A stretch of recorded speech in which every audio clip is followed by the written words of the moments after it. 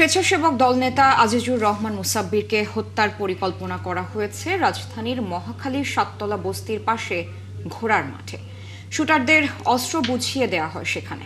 একাত্তরের অনুসন্ধানে জানা গেছে ৭ জানুয়ারি জোহরের নামাজের পর তাকে হত্যার পরিকল্পনা ছিল, কিন্তু সড়কে মানুষের যাতায়াত বেশি থাকায় রাতে হত্যার মিশন বাস্তবায়ন করে খুনিরা। রহস্য উন্মোচনে অস্ত্রদাতা জাহিদ নামের একজন যুবককে খুঁজছেন গোয়েন্দারা।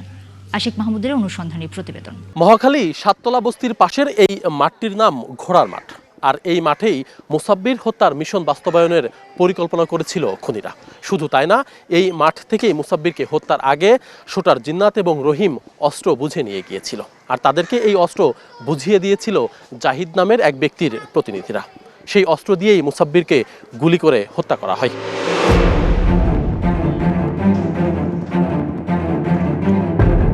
মুসাব্বির হত্যার রহস্য উন্মোচনে অস্ত্রের যোগানদাতা জাহিদ নামের এক যুবককে হন্যে হয়ে খুঁজছে গোয়েন্দারা। খোঁজ নিয়ে জানা গেছে জাহিদ মহাখালী এলাকায় ময়লা ও ফুটপাতের চাঁদাবাজিতে জড়িত। গোয়েন্দা তথ্য বলছে ৭ জানুয়ারি দুপুরে নামাজের পরই মুসাব্বিরকে হত্যার পরিকল্পনা হয় ওই ঘোড়ার মাঠ থেকে। তবে দুপুরে সুপারস্টার হোটেলের গলিতে মানুষের আনাগোনা বেশি থাকায় আততায়ীরা দিনভর টোকাই ছদ্মবেশে ওত পেতে বসেছিল। রাতে সুযোগ বুঝে মুসাব্বিরকে গুলি করে তারা। ওরা এভাবে এমনভাবে বসেছিল, দুজন একজনের সাথে কথা বলতেছিল আর কি, ওইরকম ভাবে ছিল। বস্তা ছিল সাথে, টোকাইয়ের মতো ছিল আর কি দেখতে। আমরা দুপুর থেকে দেখছি যে এরকম ছিল, তো আবার কিছুক্ষণ পরে দেখি হঠাৎ নাই। আবার ওরা হয়তো বিভিন্ন কালক্ষেপণ করতে চাইছিল যে, বা লোকেশনটা বুঝতে চাইছিল যে কোন সময় থাকা উচিত। এখানে ওরা টোকাইয়ের বেশে বসেছিল। পরে যখন ওনার স্টার থেকে খাওয়া দাওয়া করে আসছে, তখন ওরা 3 রাউন্ড গুলি করেছে।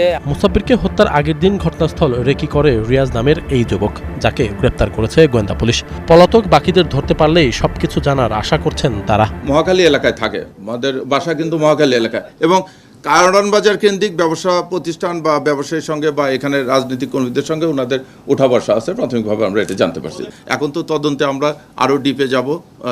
এর সঙ্গে নেপথ্যে কারা, যদি কেউ জড়িত থাকে, অন্য কোনো দ্বন্দ্ব আছে কিনা, সেগুলো আমরা খতিয়ে দেখব।